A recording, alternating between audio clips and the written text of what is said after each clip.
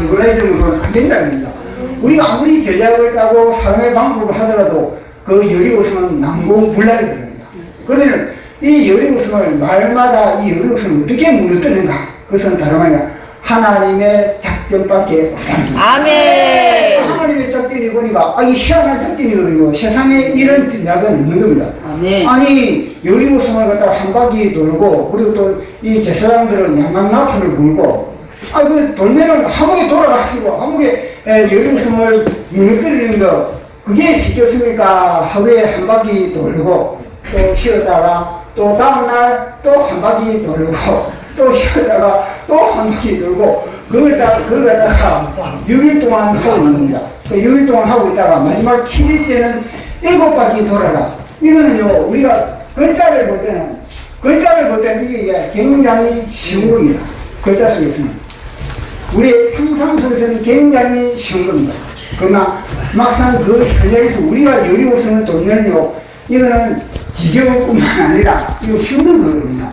그래 하루에 한 바퀴 돌고 가만 보면 중요한 건 뭐냐 우리의 싸움 우리 내부의 단계예요. 우리 내부의 합심 이게 관건이지 바깥의 주사파가 문제가 아니라니까요.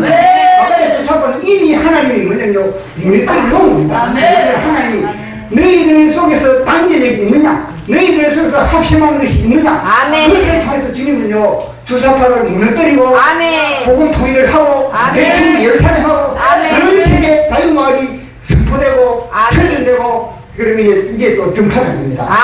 그래서 우리의 이 작전은 여리고 작전이다. 주님의 나팔을 소리만 듣는 여리고 작전을 통해서 각 말마다 이 대표님들이 이게 뭐냐면요 다 요소와의 역할을 다 감당해야 됩니다. 단계를 침묵하면서 우리 주님을 통해서 승리하는 그런 우리 마을 대표들께 축복합니다. 성령 하나님 우리에게 이 기막힌 전략 전술을 주심을 감사합니다. 이 전략 전술로 장착하고 하나님 우리 말마다 모든 그런 주사파의 여리고성 30년부터 아니 100년 전부터 견고하게 쌓여진 이 여리고성을 하나님 우리 마을 대표를 통해서 모든 그런 또 회원들이 일치 단계라해서 오직 주님의 나팔의 소리를 듣고 이 작전을 통해서 완전히 싹 쓸어버리고 그래서 하나님 복음 통일과 그리고 또 백투 예루살렘에 이 주신 사명을 마지막 시대에 대한민국을 향해서 주신 주님의 그 계획을 정광훈 목사님을 통해서 우리가 붙어서 한 몸으로 이런 역사가 나타나게 하여 주시옵소서. 하나님 아버지 우리 또 이 구로가 발대식에 성령의 기름 부신 바 가운데 아멘. 모든 절체가 성령의 인도하신 속에서 운행되기를 간절히 소원하며 아멘. 예수님 이름으로 기도드리옵나이다. 아멘. 건국 정신 기도되나 국조상을 두장순대 그리스도 모두나라 70년 세월 속에 가진 주는 주사와 이겨낼 때 주사와 이겨낼 때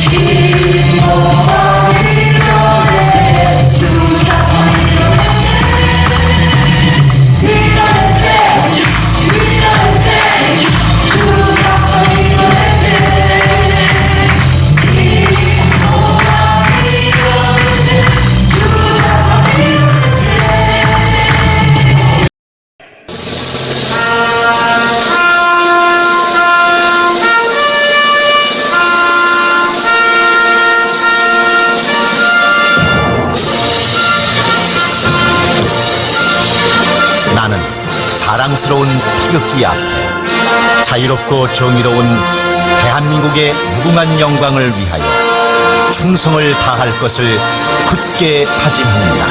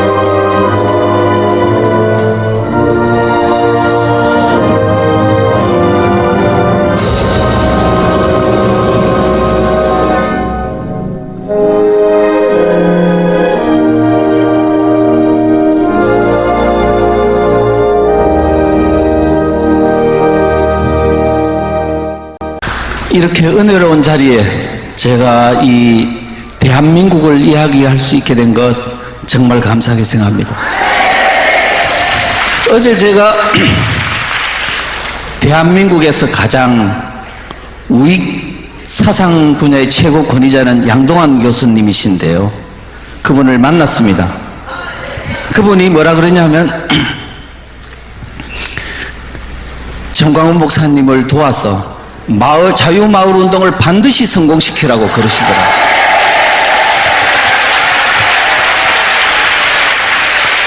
그분은 1988년도 주사파가 한창 들끓고 있을 때 우익은 죽었는가라는 글을 써서 대한민국 국민들을 각성시키려 했습니다.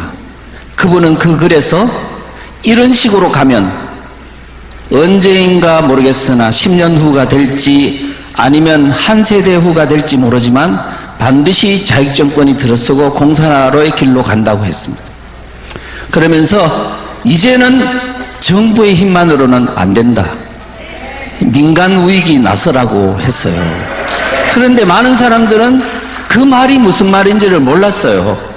정부가 하는 거지. 안기부도 있고 경찰도 있고 다 있는데 우리가 뭐 나설 수가 있나? 라고 했습니다. 세월이 흘러가지고 그들이 결국은 정권 잡았고 체제를 지금 바꾸고 있습니다. 돌이켜보니 그때 그분이 했던 말, 민간 우익이 나서라는 말이 무슨 말인지를 이제 알겠다는 거예요. 정권이 그들에게 넘어가면 경찰도 국정원도 모두 다 그들의 손아귀에 들어가고 이제 체제를 지킬 사람은 그야말로 아스팔트에 있는 민간 우익밖에 없는 상황이 될 거라는 걸 알았던 거죠. 이제 그분이 자유마을 운동이 얼마나 절실하고 이것이 대한민국을 살리는 가장 중요한 포인트라는 것을 이야기를 하시더라고요. 그러면서 뭐라고 하시냐면 요즘 앞을 봐도 뒤를 봐도 동서남북을 봐도 대한민국을 살릴 수 있는 길은 없다. 그런데 지금 남은 딱 하나가 뭐냐? 기독교 세력이라고. 지금 여러분들이 해야 될 일이 얼마나 막중한지를 사상을 아는 사람은 정확히 알고 있다는 겁니다. 그래서 여러분들이 자유마을 운동에 적극 나선다면 지금 대한민국은 다시 회복될 수 있습니다. 그런 차원에서 오늘 제가 제목을 다시 마을로 간 체제전쟁이라는 주제로 말씀을 드리겠습니다. 여러분이 알고 있는 주민자치회와 같은 주민자치법과 관련된 것이 무엇이 문제가 있는지를 역사를 통해서 일단 살펴보고 말씀을 드리도록 하겠습니다. 다시 마을로 간 체제전쟁이라고요? 다시란 말을 붙인 이유는 이미 대한민국은 체제전쟁, 그것도 마을에서 일어난 체제전쟁이 이미 그 전에 있었다는 얘기예요. 6.25 전쟁 때 북한군이 내려왔을 때 이미 마을에서 우파와 주민과 좌파 주민 간에 치열한 피를 흘리는 전쟁이 있었다는 걸 우리 국민들은 지금 까마득히 잊고 있다는 겁니다. 제가 6.25 전쟁 때 무슨 일이 있었는지를 살펴보는 본 후에 이제 대한민국의 체제 위기, 그것도 마을로 간 체제 전쟁을 살펴보도록 하겠습니다. 6.25 전쟁이 일어났습니다. 1960년 6월 25일 북한의 김일성이 대한민국을 적화시키려고 공산화시키려고 남침했습니다. 그런데요, 놀랍게도 전쟁이 일어나서 많은 시신이 발견이 되지 않습니까? 그런데 그 시신이 낙동강 전투, 백마고지 전투, 장진호 전투 이런 군인들 간의 전쟁이 일어난 데서는 군인들의 시신이 발견이 되는데 어찌된 영문인지 저 전쟁도 일어나지 않았던 후방 마을 곳곳에서 방공호, 우물가, 개울가, 사람을 죽일 수 있는 모든 넓은 평지에서 수많은 민간인 시신들이 발견이 된 겁니다. 저 전라도 영광이라든가. 그래서 도대체 이들의 시신이 누구며 누가 죽은 것이며 도대체 6.25 전쟁은 뭐란 말인가? 왜 군인들 간의 전쟁으로 알고 있었는데 수많은 시신이 후방 마을 곳곳에서 발견된 연유는 무엇인가? 우리가 지금 6.25 전쟁을 잘못 알고 있는 겁니다. 반쯤 알고 있어요. 군인들끼리 싸운 전쟁이라고. 북한군이 내려왔더니 국군이 막았다 못 막으니까 유엔군이 왔고, 북진해 갔더니 중공군이 내려오고 치열하게 전투하다가 휴전했다. 이게 학교에서 배운 내용 아닙니까? 그런데 그러면 군인들끼리 싸운 전쟁으로만 보면 도대체 후방 마을에서 이렇게 많은 집단 시신의 의미, 도대체 그 전쟁의 성격이 무엇인지를 모른다는 거죠. 우리는 지금 그렇게 6.25 전쟁이 얼마나 처절한 참혹한 전쟁인지를 모르고 지금까지 우리는 태평성대처럼 살아왔다는 겁니다. 우리가 6.25 전쟁이 일어난 그 비참한 상황들을 우리가 진작 알고 깨닫고 교훈을 얻었더라면 오늘과 같은 다시 마을에서 일어나는 체제전쟁이 일어나는 가능성은 없었을 텐데, 우리는 그 교훈을, 피를 흘린 교훈을 잊고 사는 대가가 지금 다시 리턴 매치가 된 것이다. 자, 그런 얘기를 하면서 이제 제가 볼게요. 현승종 전 총리는요, 노태우 대통령 때 마지막 총리를 하셨던 분인데, 이분의 수기를 보니까 자기는 서울에서 피난을 못 가고 집에 있었대요. 그래서 그때 겪은 얘기를 수기에 썼어요. 당시 서울에는 북한에서 내려온 사람들이 그리 많지 않았다. 왜? 북한 군인들은 전쟁터에 가서 싸워야지 후방 마을에 많이 내려올 수가 없겠죠. 그래서 북한 사람들은 많지 않았다. 대신 남한 곳곳에 숨어있던 공산분자들이, 그 동네 좌파 주민들이 말하는 겁니다. 기다렸다는 듯이 들끓기 시작했다. 그들은 파출소도 점령하고 남한에 있던 자본주의 세력, 말하자면 부르주아 세력, 우익인사들을 말하는 겁니다. 찾아내고 젊은 남자들을 공산군에 입대시키기 위해 동네방네를 사사시 뒤지고 다녔다. 공산군 앞잡이들이 우리 집 문도 두드렸고 나도 끌려나갔다. 자, 이 것만 봐도 그때 당시에 마을에서 누가 바로 북한군이 내려오자 그 동네에 있던 좌파 주민들이 어떤 행동을 했는지를 잘 말해주고 있습니다. 그래서요, 그 사람들은 북한군이 오자마자 환영대회를 해주고, 그 다음에 인민위원회를 만들자마자 그 앞잡이가 되어가지고 또 치안대 역할도 하고 하면서 완장을 차고 집집마다 다니면서 반동분자를 잡아내려는 지시에 따라서 사람들을 잡아냈습니다. 살생부를 만들어가지고 어디에 숨은지 다 아니까. 왜? 그 동네 사람이기 때문에. 그래서 잡아가지고 인민재판을 통해 처형하고 무단 처형하기도 하고, 젊은 청년들을 잡아가 낙동강 전투에 15만 명이나 투입시켜서 무고한 사람들을 죽게 했습니다.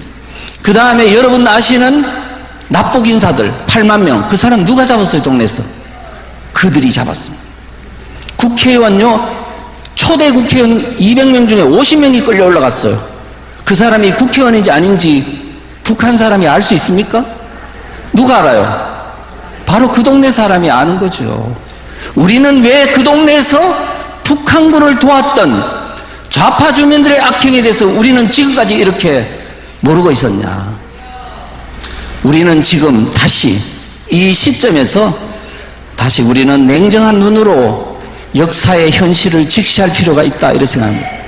자, 그리고나 많은 사람들을 잡아다가요 가두었는데, 내무서 유치장, 말하자면 경찰서 유치장에도 많은 사람을 잡아두었고, 곳곳에, 그 다음에 형무소, 그러니까 형무소에도 많은 사람을 체포해 두었다가 인천상륙작전 이후 전세가 역전되면서 북한군이 막 급속하게 북한으로 올라가게 되면서 이 가둬두었던 사람을 다 처형하고 올라갔습니다.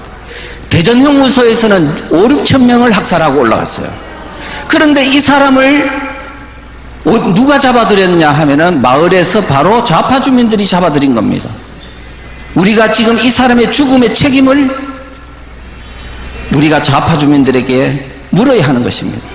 그런데 왜 우리는 지금까지 그걸 모르고 있었냐? 그래서 많은 곳에서 그런 집단 학살극이 일어났는데, 그 북한군이 후퇴를 할 때 김책이라고요, 김국성 선생님이 김책공대를 나왔어요. 그런데 그 학교 건설자인 김책이라는 전선사령관이 반동분자 잡아놓은 사람 다 죽이고 올라가라고 지령에 따라서 이렇게 죽인 겁니다. 서울수복이 일어났습니다. 인천 상륙작전이 9월 15일 13일 만에 서울을 되찾았습니다. 그걸 서울수복이라고 하지요. 그러니까 전국에서는 공산치하에서 벗어났다고 너무 좋아가지고 서울수복 환영대회를 개최했어요. 전국 각지였어요. 이게 화근이었어요. 그동안에 3개월 동안에 북한군을 도왔던 사람들이 이제 전세가 역전된 거를 이제 확실하게 알게 된 거예요. 그래서 보복을 막으려면 씨를 말려야 한다면서 사람들을 죽이기 시작한 겁니다. 집단 학살이 시작된 거죠. 그래서 이 전북 전주의 민간인 학살, 경남 진주의 민간인 학살, 이런 데서 많은 학살극이 일어났습니다. 그 중에서도 가장 많이 학살이 일어난 데가 전남 영광입니다. 제가 전남 영광에 가봤더니 염산면이 가장 많이 죽었대요. 그래서 염산면에 있는 염산교회에 77명의 교인이 순교당했습니다. 그런데 거기에 있는 순교 상상도를 보니까 북한군이 죽인 것처럼 그림을 그려놨더라고요. 북한군이 죽인 거 아닙니다. 이미 10월 달에는 북한군은 다 올라가고 없어요. 누가 죽였냐? 그 지역에 있는 좌파 주민들이 죽인 겁니다. 그거를 그 당시 어른들은 말하기를 바닥빨갱이다, 그 다음에 뭐 지역자익이다, 뭐 이렇게 이야기를 하죠.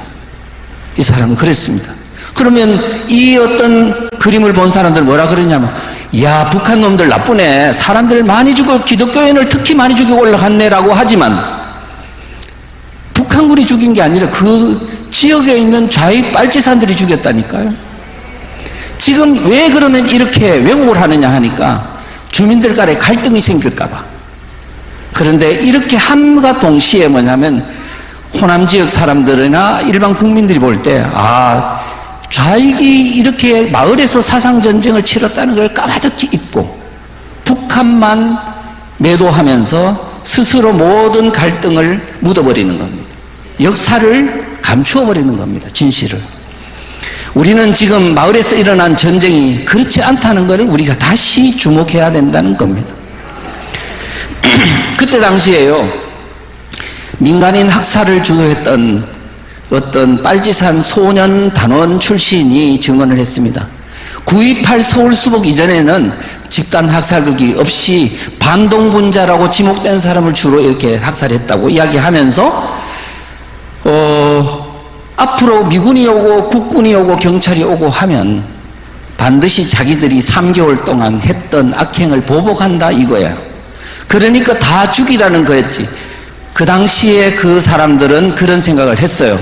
그래서 보복을 막으려면 씨를 말려야 한다면서 일가 친척들까지 모조리 잡아다가 죽였어요. 갓난 애들은 자루에 담아서 그냥 던져버렸고요. 개울가에 죽이러 데려가면 이미 80%쯤은 죽은 사람이 돼 있었던 걸로 기억이 나요. 공포에 정신이 혼미해진 거죠. 여러분, 지금 이것을 보면 우리는 그때의 상황이 생생히 기억나야 합니다. 공산주의 사상은 참 무서운 거구나. 이제 마을로 간 체제전쟁 얘기를 해야 될 것 같습니다. 지금 마을이 위험합니다. 3,500개의 읍면동이 지금 좌파 마을 활동가들에게 장악되어 가고 있습니다. 그것도 급속도로. 제가요, 작년 2월 초 설 명절을 앞두고 김승규 국정원장님한테서 이 메시지를 받았습니다. 이것 좀 법안 좀 봐달라고 보낸 법안이었습니다. 그래서 한 이틀 정도 있다가 갑자기 봐야 될 것 같더라고요. 그런 강렬한 열망이 생기더라고요. 봤더니 충격받았어요. 감전되는 것 같은 충격. 이게 만약에 통과된다면 대한민국의 자유민주주의 체제, 70년간 유지되던 자유민주주의 체제는 바야흐로 끝이다 생각했어요. 그래서 그분한테 전화했습니다. 이 법은 하나의 법이 아니고 이거는 헌법에 준하는 체제를 바꾸는 그러한 법이고 만약 이 법이 통과된다면 준헌법적 사태가 일어날 것 같습니다. 그랬더니 막 부랴부랴 사람들을 모아서 헌법재판관 했던 분, 변호사, 교수 등등 다 모아놓고 강의를 했습니다. 이게 내용이 이러합니다. 그랬더니 다들 깜짝 놀랐어요.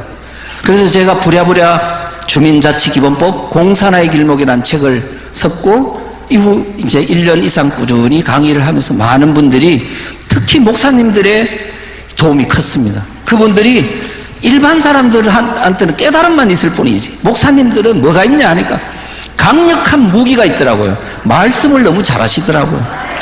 사람들을 설득하는 능력이 저보다 훨씬 더 뛰어나더라고요.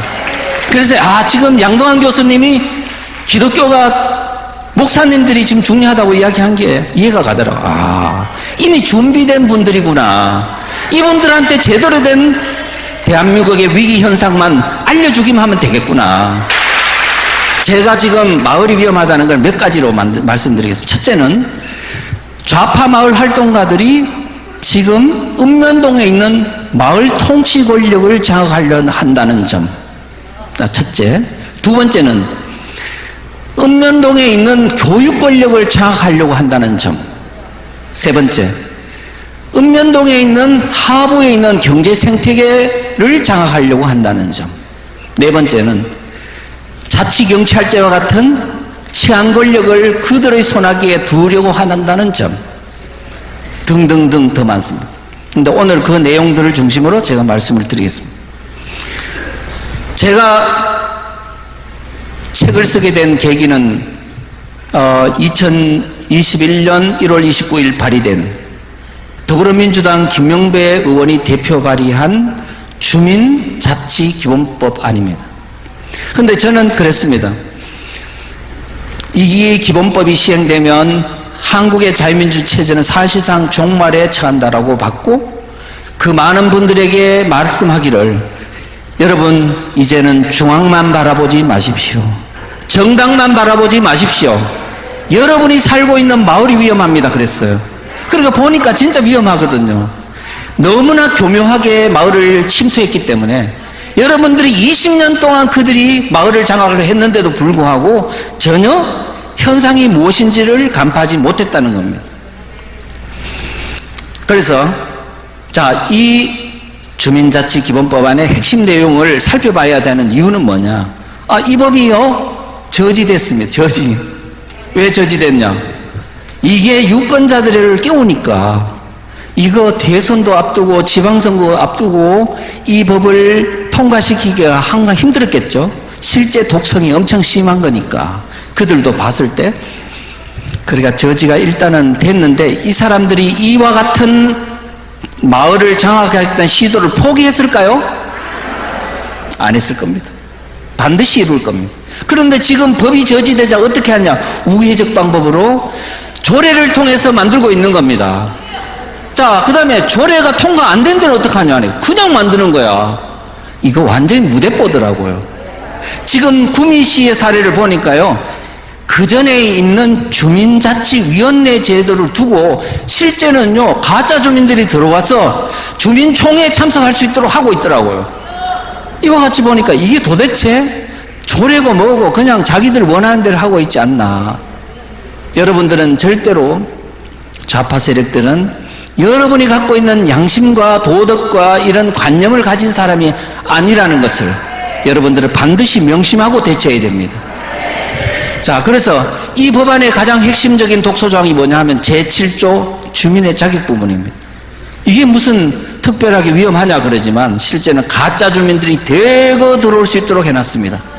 읍면동에서 여러분들이 지금 알고 있는 주민은 뭐냐? 실제 그 마을에 살면서 주소가 되어 있고 주민등록이 되어 있는 사람, 그게 주민 아닙니까?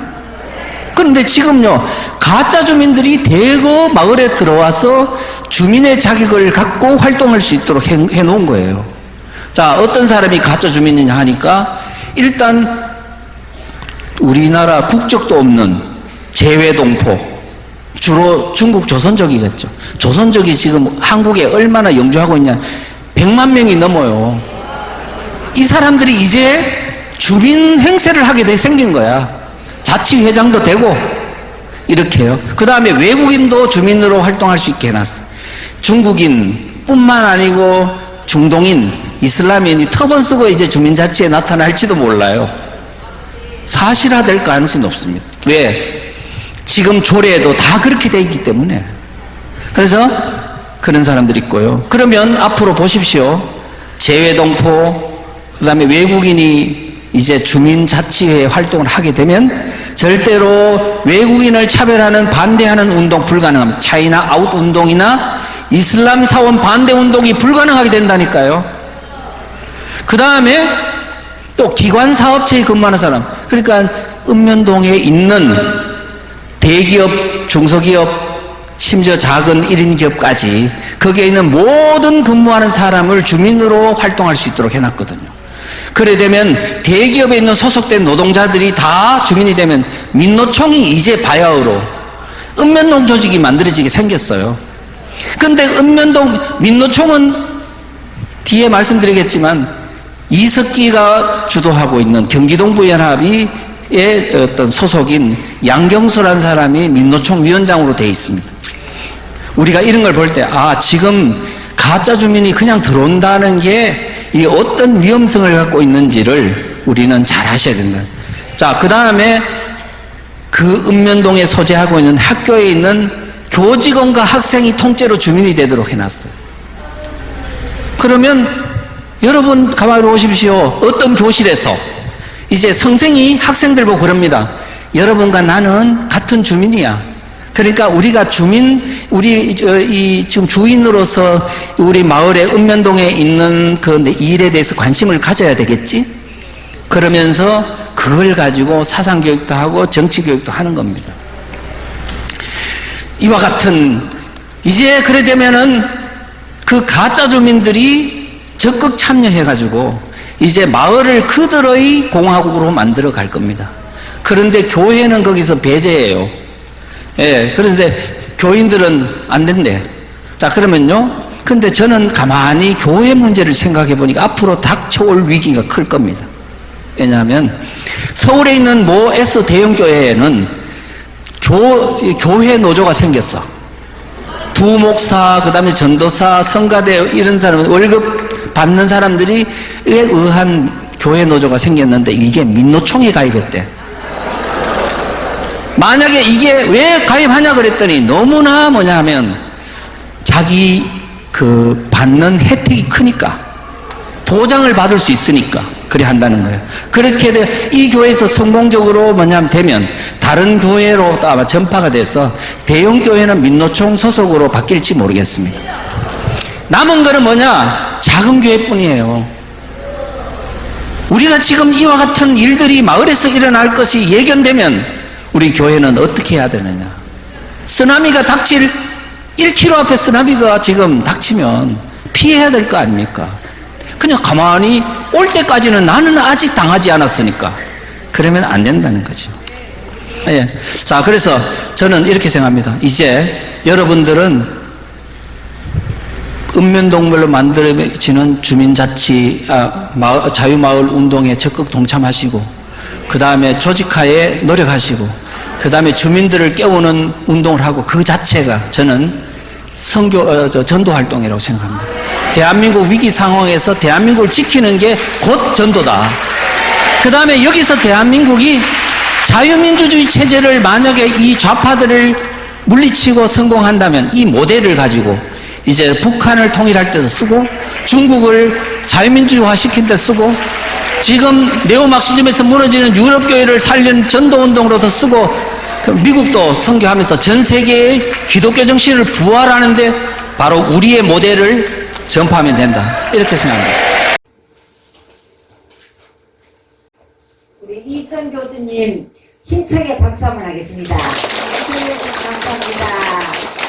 이 시간에는요 자유마을 각 기독 장교단 대표이신 이윤문 장교님을 인사 말씀 및 자유마을에 대한 설명이 있겠습니다. 모두 박수로 환영해 주시기 바랍니다. 나오시겠습니다.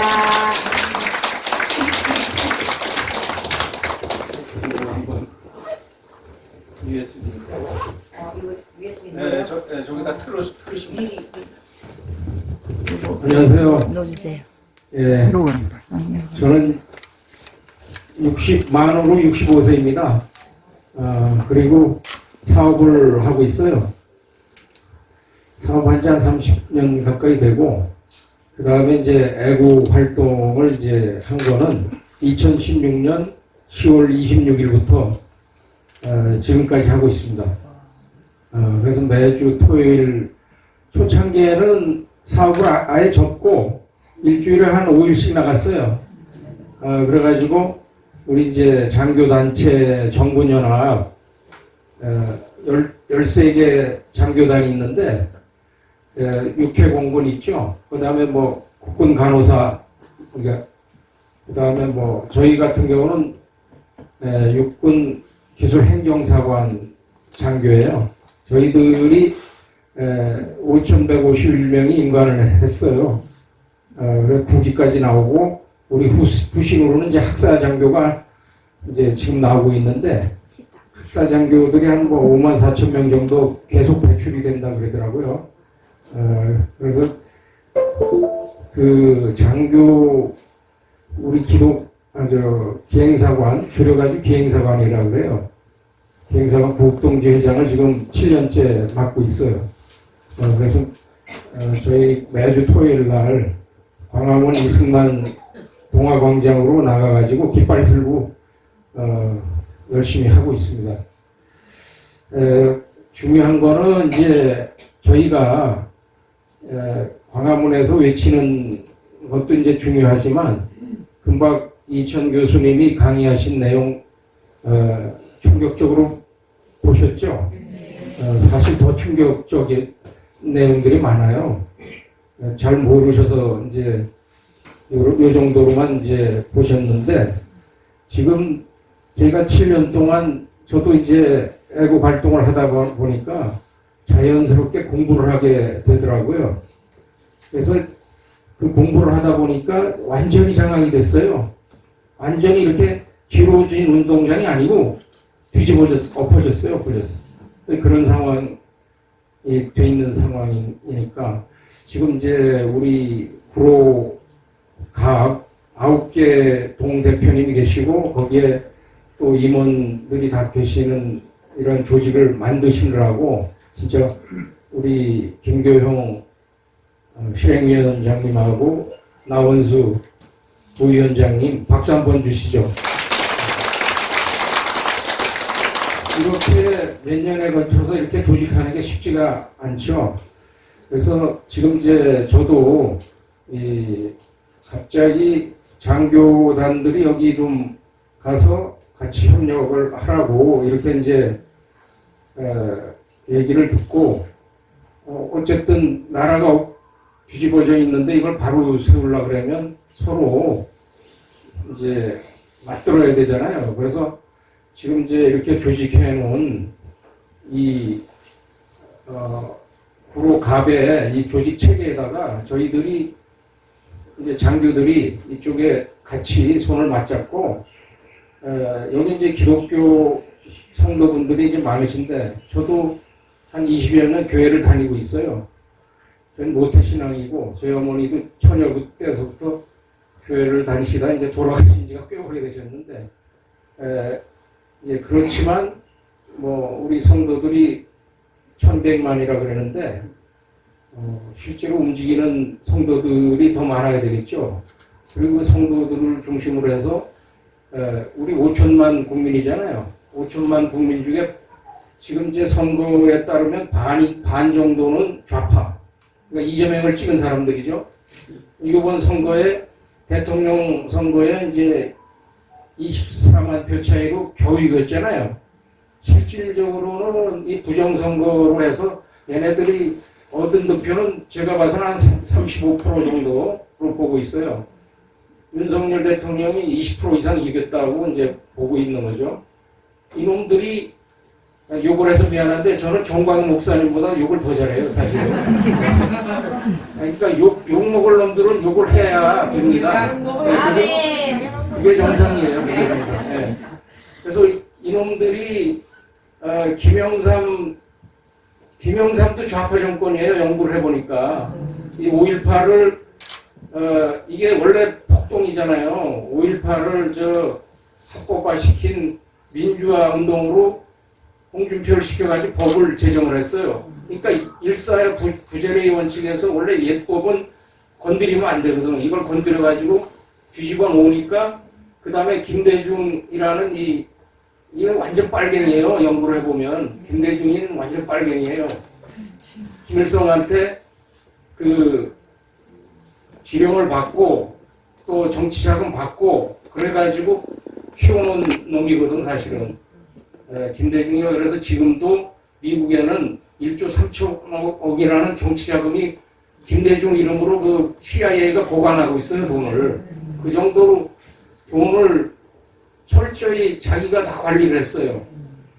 전라도 쪽에 공천을 주면은 거기에 뭐 5억, 20억 이런 식으로 받아가지고 지가 옆에 뭐 측근도 없어요. 돈은 지가 다 관리했어요. 그 정도로 철저하게 해서 이 빨갱이 짓을 한 거죠. 간첩. 그 다음에 김영삼 때서부터 이 전자개표기를 법제화 시킨 그거를 실행을 해가지고 김대중이 당선되게 했어요.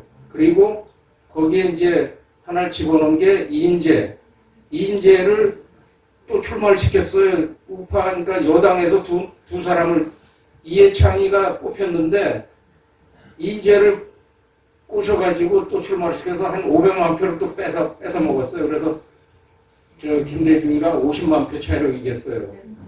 이런 이제 부정선거, 그리고 노무현 때도 마찬가지예요.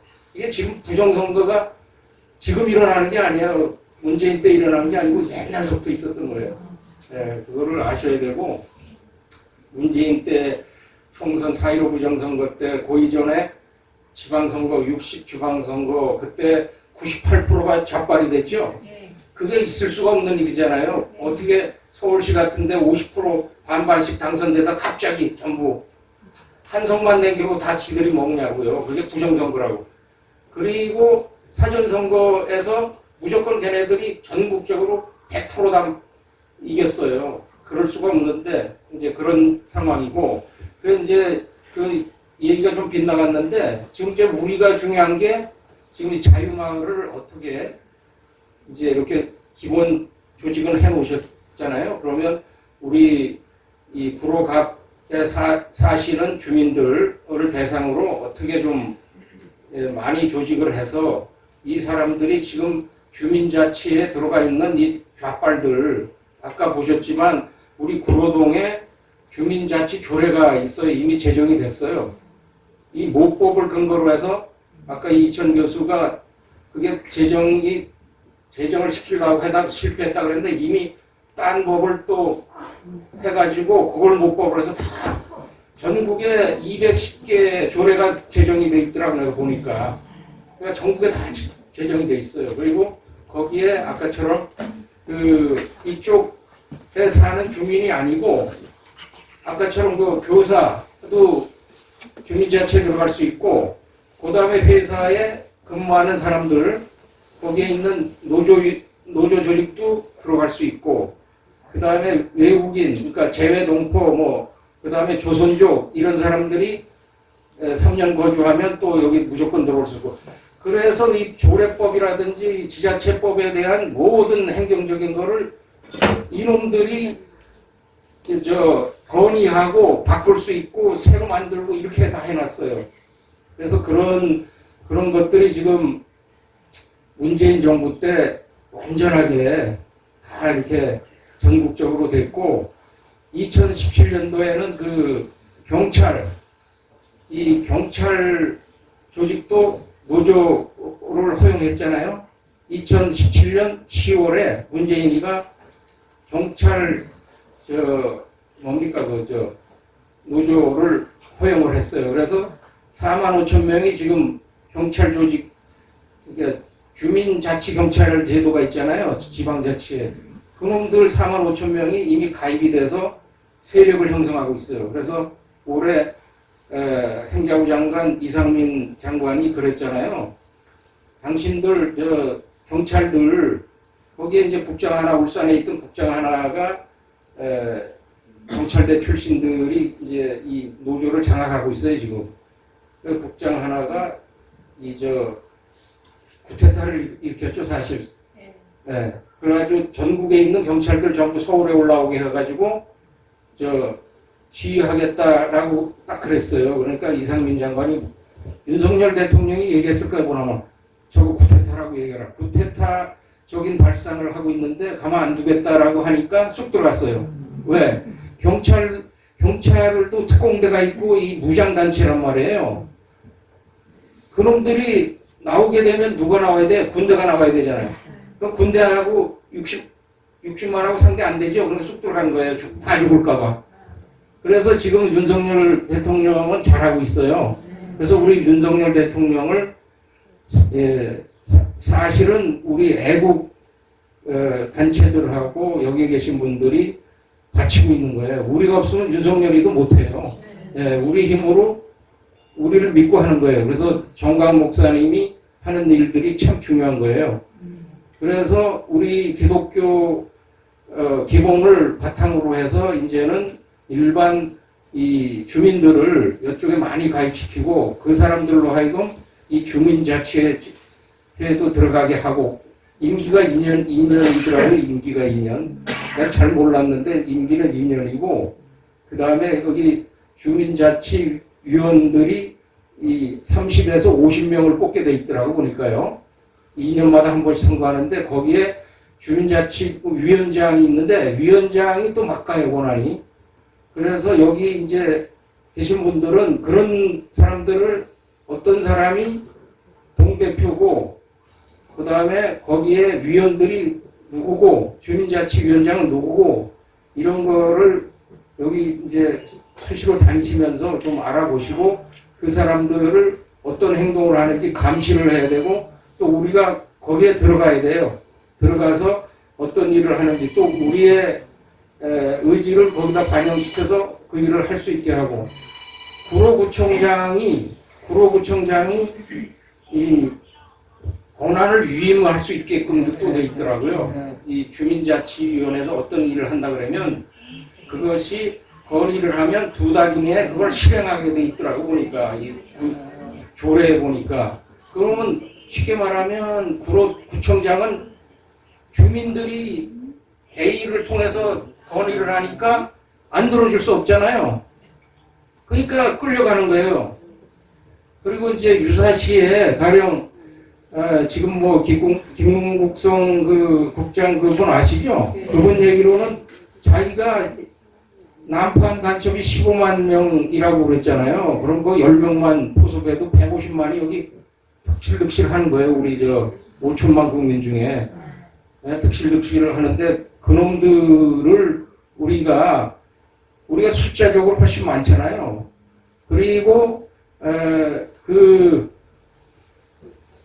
이 150만이라는 것에 대항할 수 있는 거는 뭐 하나밖에 없어요. 우리 우파 국민들이 그놈들을 전부 붙들고 죽이는 수밖에 없어요. 공산당은 이거는 악마의 영혼을 팔아먹은 놈들이에요. 아시죠? 이거는 무슨 교육을 시켜서 될 놈들이 아니에요. 그냥 악마의 자식들이라고 생각하면 돼요. 그래서 그런 놈들이 발견이 되면 요주로 해서 다 체크하고 있으시다가 그 주민자치위원회는 떨어뜨릴 수 있도록 거기에 힘을 합쳐주시고 그러면 될 것 같아요. 내가 너무 지금 이게 첫 문장인가요? 있는 거 다 보여드렸어요. 아, 보여드렸어요? 예.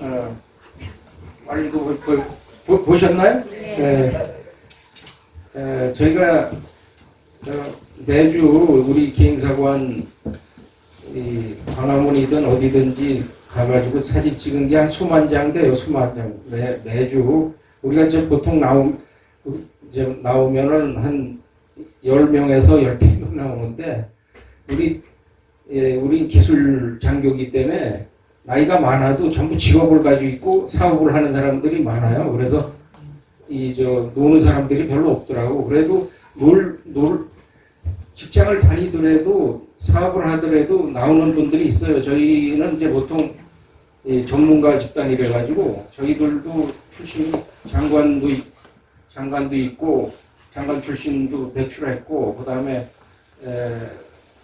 이렇게 보면은 이제 기술고시나 행정고시, 사법고시 이런 사람들이 우리가 9기까지 나왔는데 매년 1기씩 나왔는데 한 40~50명씩 이렇게 인간을 했어요. 그래서 전문가 집단이라서 이 직업들을 전부 가지고 있어서 많이는 못 나오더라고요. 그리고 또 억지로 되는 게 아니잖아요. 그냥 자발적으로 나오는 사람들이 한 10명 그 정도예요.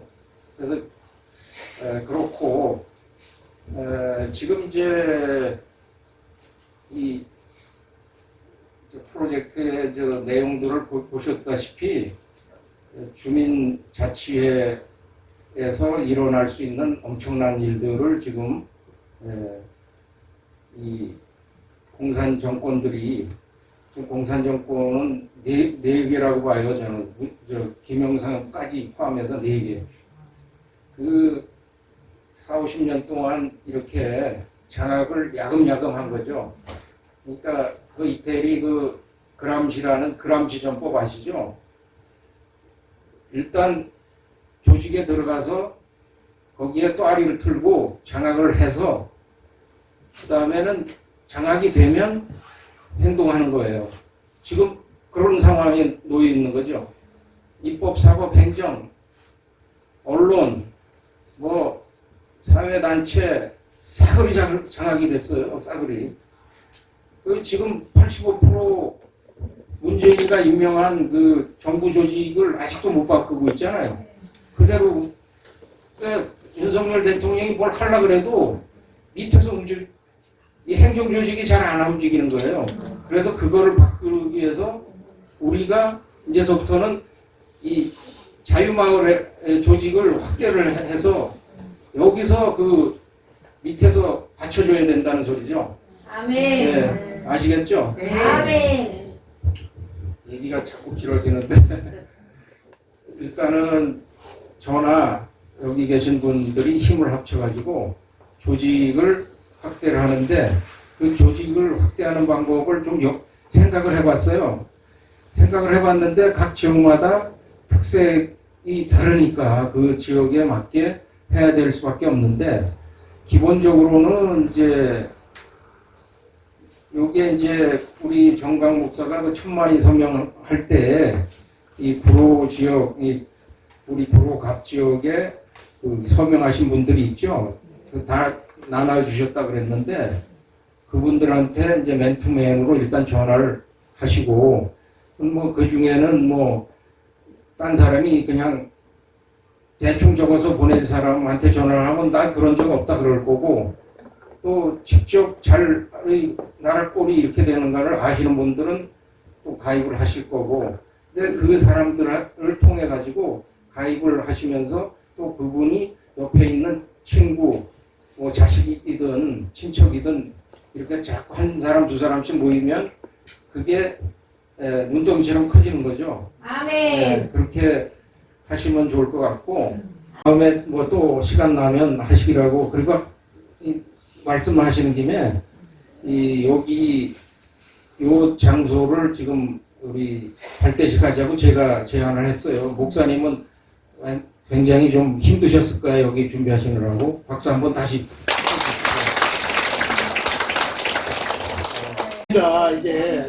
대표님 앞으로 또 만날 기회가 더 많이 있으니까요. 우리 대표님은 얼굴 마담이 아니시고 직접 뛰고 활동하시는 분이라서 우리 구로갑 승리할 겁니다. 힘차게 박수 주세요. 감사합니다. 10초만. 지금 제가 노인회하고 그다음에 여기 새마을 지도자협회 그 구로갑 지부장들하고 전화를 다 했어요. 근데 그 밑에 사무총장하고 총무들이 있죠. 그 사람들이 빨갱이들이에요. 그러니까 절대로 만나게 해주지 않아요. 그러니까 우리 구로구청에 움직이는 담당자들 있죠. 보건소 뭐 이런 사람들 내가 보니까 좌경화된 사람이 전부 많더라고. 그러니까 그런 사람들을 찾아가지 말고 그 옆에 있는 사람들을 많이 이렇게 만나시기 바랍니다. 감사합니다. 시장에 박수 주십시오. 감사합니다. 이 시간에 소개해드릴 분이 있습니다. 우리 국민의힘당의 강북 당협위원장으로 계시다가 오리동으로 이사 오셔서 연세중학교의 안수 집사님이시고 안홍열 변호사님 오셨습니다. 나오셔서 인사 말씀해 주시기 바랍니다. 짧게 해주시면 감사하겠습니다.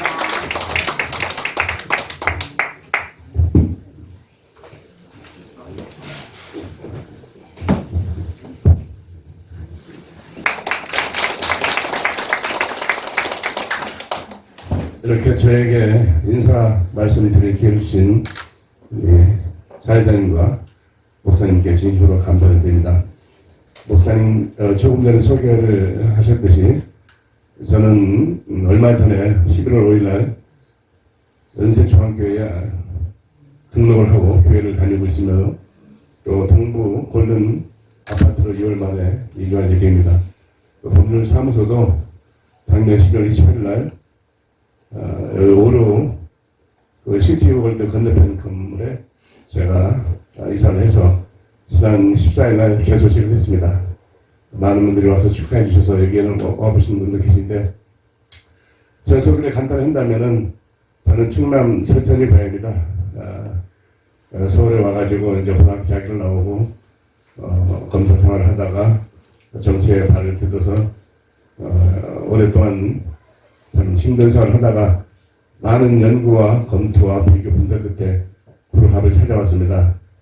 오늘 와서 첫 번째 인사를 드린 자리인데 자유마을 구로갑 발대식을 보니까 하지만 다른 지역에서 제가 보지 못했던 넘치는 우리 구로갑 주민들의 대한민국을 지키자고자 하는 뜨거운 열정에 감동을 받았습니다.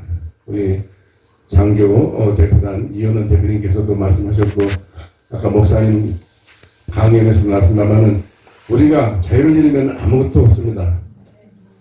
제가 살할 때만 해도 6.25 전쟁이 끝난 지 얼마 안 돼가지고 다 시골에서 사는 분들은 경험하시겠지만은 정말 그 6.25의 잔재가 도처에 남아 있었습니다.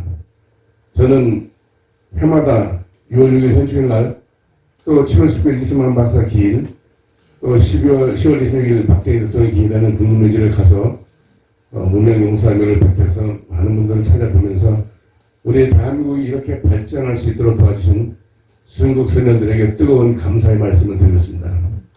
여기 계신 여러분들이 이렇게 뜨거운 열정으로 우리 대한민국을 지키고자 하신다면은 지금 너무나 빨간 물이 많이 들어있습니다. 맞습니다. 진짜입니다. 우리 윤석열 대통령은 제가 대학교 4년 후배고 서울법대 4년 후배고 검찰 있을 때부터 아주 다변하게 지내온 사이였기 때문에 후보 기간 중에도 또 대통령 기간 중에도 계속 제가 교감을 하면서 잘 되도록 우리 대한민국의 최고의 지도자로서 역사에 남도록 기도하고 또 쓴소리를 제일 많이 하고 있습니다.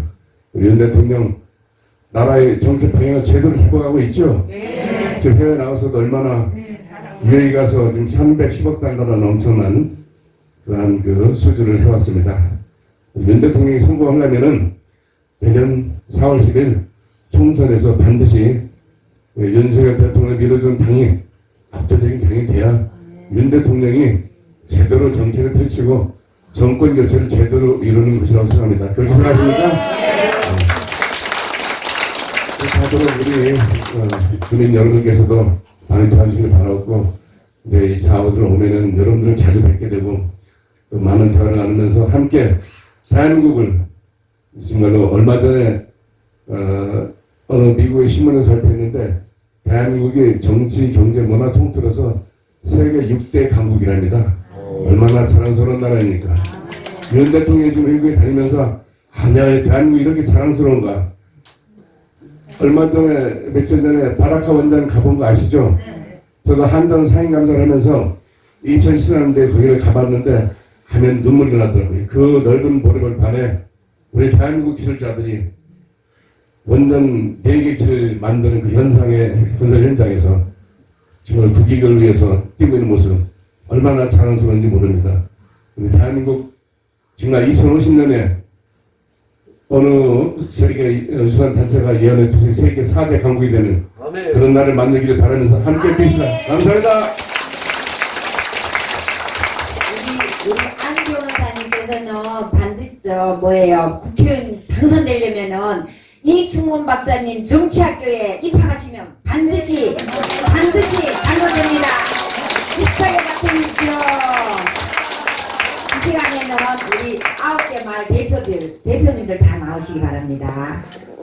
개봉일동 오경성님, 오경석 대표님, 개봉이동 제필숙 대표님, 개봉삼동 홍선주 대표님, 고척일동 안형숙 대표님, 고척이동 박인엽 대표님, 수궁동 유종숙 대표님, 오리일동 변태구 대표님, 오리이동 임기녀 대표님, 항동 박성옥 대표님. 앞으로 다 나오세요.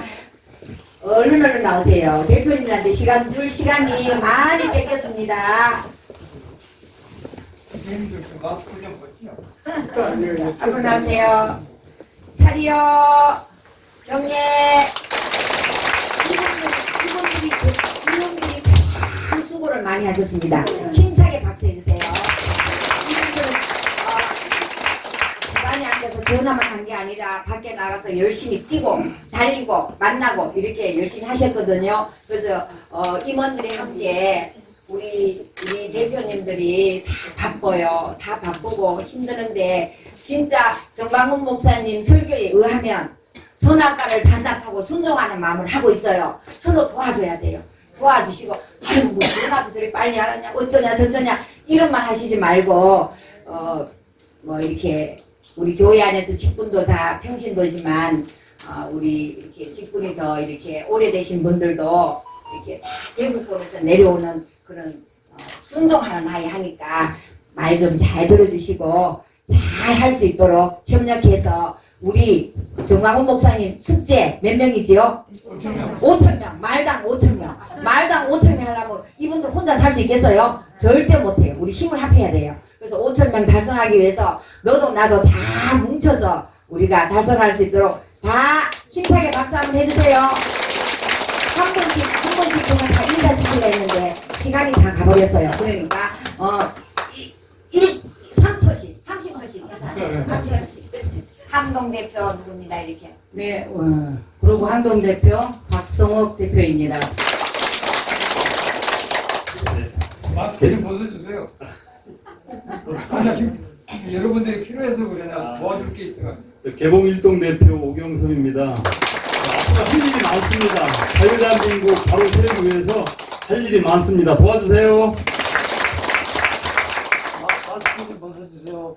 고척일동 안영숙입니다. 만나게 되어서 반갑고요. 우리 모두 화이팅입니다. 열심히 하겠습니다. 고척 이동 박인엽 대표입니다. 잘 부탁드립니다. 안녕하세요. 개봉 이동 대표 최필숙입니다. 열심히 하겠습니다. 우리 이동 대표 임기녀입니다. 감사합니다. 수림동 대표 유종숙입니다. 잘 부탁드립니다. 많이 도와주세요. 개봉 3동 대표 홍선지입니다. 반갑습니다. 다들 건강하시고요. 제가 대한민국 태극기집회 원조입니다. 서울역에서부터 서경성 목사님, 그때 정강훈 목사 같이 했는데 그렇게 하다가 우리 정강훈 목사님 청와대 옆에서 할 때 제가 밤을 새고 이렇게 한 사람입니다. 다시 감사합니다. 이 시간에는 식사기도부터 먼저 하겠습니다. 성삼일체 하나님 아버지 이 공간에 우리의 처음과 나중을 조강하시고 또 우리를 통해서 이 구루 일대의 주사파의 모든 세력들 그들의 모든 진지를 파괴할 수 있는 그런 하나님의 의의 병기로 불러주심을 감사합니다. 진입하여 주심을 감사합니다. 우리 각 마을 대표님들 하나님 선두에서 온전하게 주님의 깃발을 들고 나갈 때 천군 천사들이 온전하게 호위하여 주시고 온전하게 승리의 깃발을 불리기는 그 현장들 되게 하여 주시옵소서. 주님 이제는 또 식사를 하고자 합니다. 주님 이 식사를 위하여서 또 헌신한 그리고 손길 드리겠습니다. 그들의 감사에 하늘 문을 열으시고 그들의 신령한 복뿐만 아니라 땅에 기름진 복도 흔들어 누르고 넘치도록 축복하여 주시옵소서. 감사 영광 돌리며 예수님 이름으로 기도드리옵나이다. 변태구 대표님께서 가장 연장자이시고 오리일동 대표를 맡고 계십니다. 만세 삼창, 대한민국 만세, 자유통일 만세, 자유마을 구록한 만세 이렇게 대한민국 만세. 아니에요. 그거 보여드릴게요. 알겠습니다. 대한민국 만세, 자유통일 만세. 제가 먼저 선창하게 되면 부창하시면 됩니다. 대한민국 만세하면 어디 일어나세요. 일어나세요. 네, 일어나세요. 자, 준비하시고요. 자, 대한민국 만세! 자유통일 만세! 자유마을 구로갑 만세!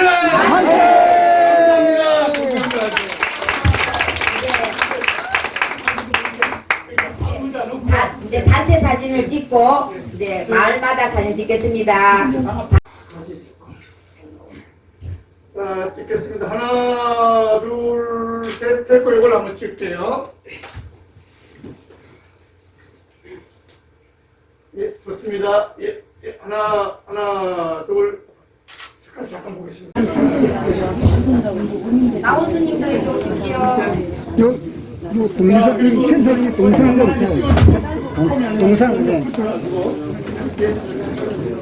예, 좋습니다. 예, 아유, 좋습니다. 자, 이거는 마스크 보고 찍자. 마스크 벗고 우리 여공일동 화이팅 하면 있어야죠. 아니, 이거 한 번만 더 찍고요. 자, 찍고 붙으셔야 돼요. 안을 찍고 들어가시고 뒤로 쓰시고 마스크 벗고 뒤로 쓰시고 마스크 하고 마스크 벗고 마스크 예, 좋습니다. 야, 제가 찍겠습니다. 하나, 둘, 잠깐 한번 보고요. 한번 보고.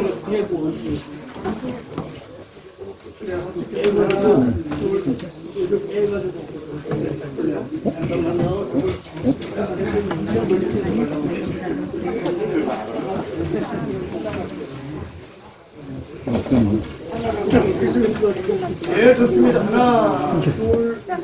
개봉일동 화이팅 하면 있어요. 잠깐만요. 예, 좋습니다. 개봉일동 자, 화이팅 하세요. 하나. 화이팅! 화이팅! 예, 됐습니다. 예, 잘 나갑니다.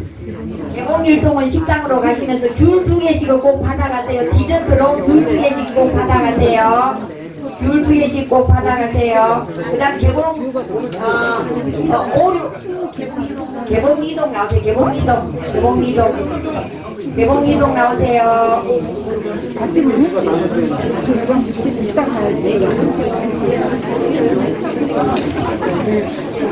아니, 오십시오. 개봉이동 오십시오.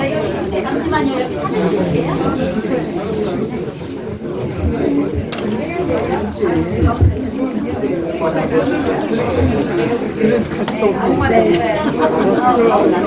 줄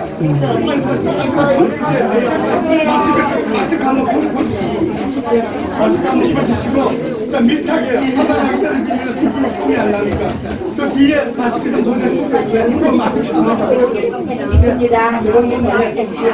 자, 되셨죠? 예. 개봉일동 맞네요.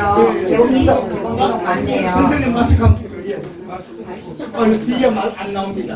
사실 앞으로 나와야 예, 됐습니다. 예, 좋습니다. 자, 조금만 밀착해. 예, 좋습니다. 하나, 둘. 아, 잘 나왔습니다. 예, 됐습니다. 화이팅 하지 말고. 네네네. 그리고 개봉삼동 나오세요. 개봉삼동. 네, 여기 있어요. 네, 먼저 나가시는 사진 찍은 마을로 귤 2개씩 받아가세요. 귤 2개씩 받아가세요. 식당에 표시돼 있거든요. 좀 흩어질 수도 있는데 마을을 많이 앉아서. 우리 가야 되는데. 네.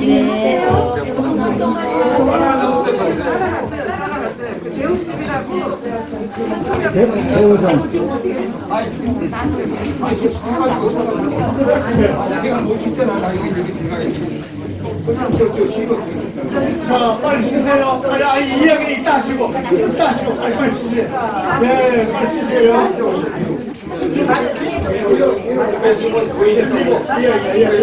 좋습니다. 마스크 한번 드시고, 예. 마스크 한번 얼른 나오세요. 개봉이도 자, 찍겠습니다. 예.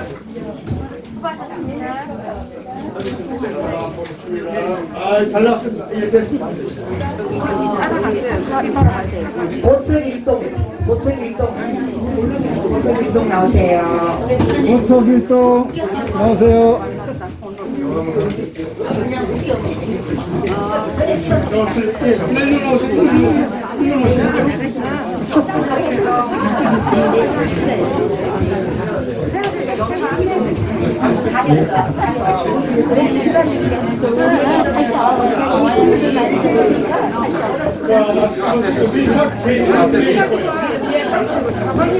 자, 됐고요. 앞에 마스크 좀 벗으시죠. 예, 됐습니다. 예, 좋습니다. 예, 좋습니다. 찍겠습니다. 자, 하나, 예, 됐습니다. 예, 한번 더, 화이팅 하세요. 화이팅 찍으세요. 모처일동 화이팅! 예, 됐습니다. 예, 됐습니다. 모처일동 나오세요. 모처일동 나오세요. 우리 저기 당협위원장님도 사진 찍고 싶으면 오리일동으로 예 오리일동에 사시면 오리일동에 어떻게 다녔어요? 고용 보통 이동보다 살짝 가리고 찍어요. 살짝 가리고 고창 일동 거 이거 좀 줘봐. 살짝 가리고 밑에 살짝 가리고 이게 우리 건가 보다. 저쪽에는 아닌데? 이거 안 돼. 아니야, 그거 아닌데. 아니, 또 하나. 아까 저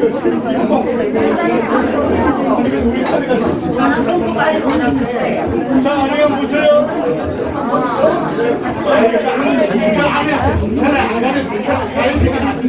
자, 밀착하시면 돼요. 자, 좋습니다. 예, 좋습니다. 예, 좋습니다. 모처 이거 화이팅 해야 돼요. 화이팅!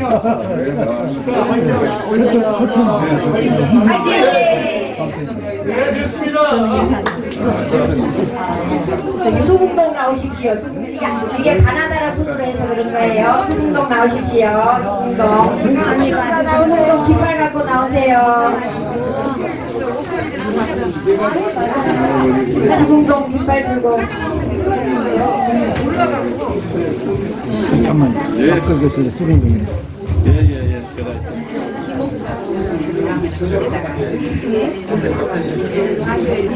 자, 마스크 한번 주시고 한번 찍겠습니다. 네, 마스크 한번 찍겠습니다. 네, 좋습니다. 자, 한번 찍고 화이팅하고 한번 찍겠습니다. 네, 좋습니다. 예, 하나, 깃발 좀 입고 입혀요. 예, 좋습니다. 예, 좋습니다. 예, 하나, 둘, 셋, 입고 화이팅 할게요. 화이팅 하고 찍겠습니다. 수북동 화이팅! 네, 좋습니다. 잘 나왔습니다. 오리일동 나오세요. 오리일동. 오리일동 나오십시오. 깃발 어디 갔지? 오리일동 오십시오. 아우 더워. 어디로 갔지? 깃발 어디 갔지? 이거 봐. 이거 어디 거?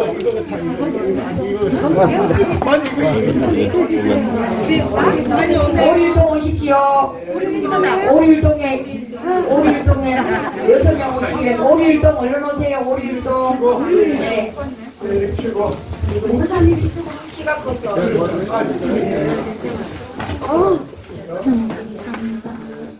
네, 여기 가져가세요.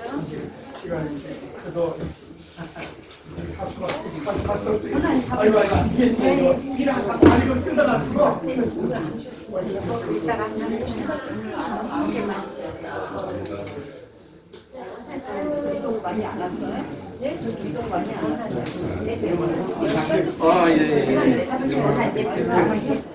그럼 나도 찍어야 돼. 그럼 뭐요? 제가 저기 한번 찍고 나서 찍어주세요. 좀 찍어주세요. 좋습니다. 누가 안 찍어?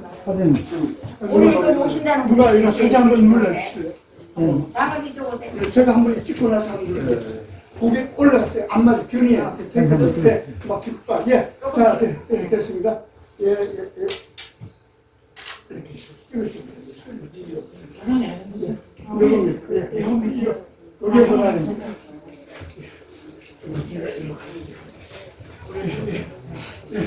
아이고, 맞지, 그거네. 잠깐만요. 예, 됐습니다. 예, 자, 중간에 침 많이 봅니다. 이때 이렇게 하고. 자, 하나, 둘, 셋 찍습니다. 예, 예. 하나, 둘, 셋. 오리일동 화이팅 해야지. 오리일동 화이팅! 한번 눌러보세요. 예, 눌러보세요. 제가 한번 볼게요. 하나, 둘, 셋. 파이팅. 제가 한번 볼게요. 제가 봐줄게요. 제가 한번 볼게요. 아, 됐어. 잘 나왔습니다. 오리일동 오십시오. 오리일동 나가시고 오리일동. 오리동.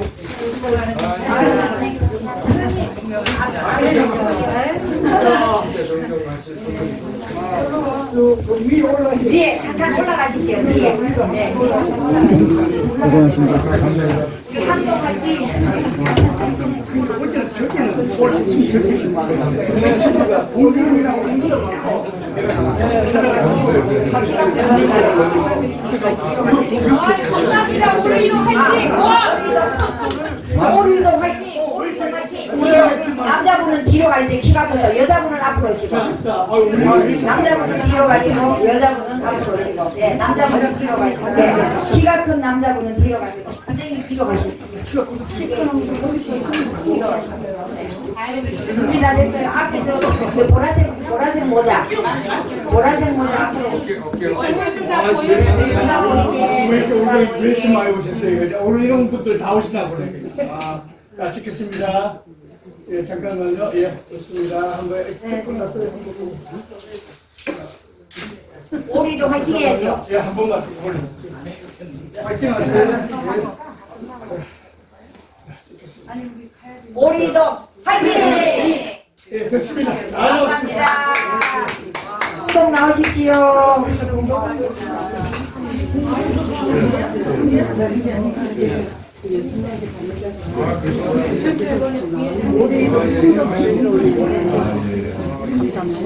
맞아, 우리 주민자치 분쟁이 막 인사 한번 해야 되는데 생각을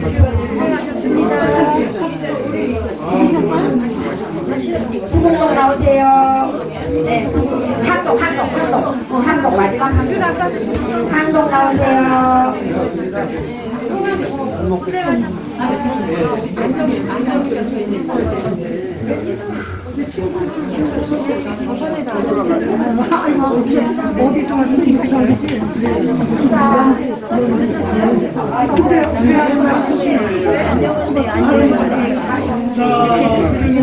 이제 마스크는 벗으시고, 마스크는 벗으시고요. 네, 좋습니다. 식사하고 가시면 네? 식사하고 카메라 찍습니다.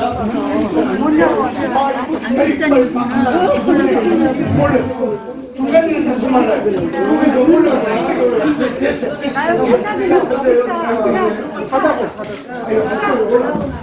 화이팅 안 마세요. 수국동 화이팅!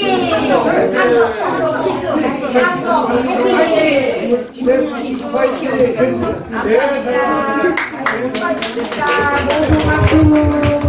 식당으로 가시겠습니다.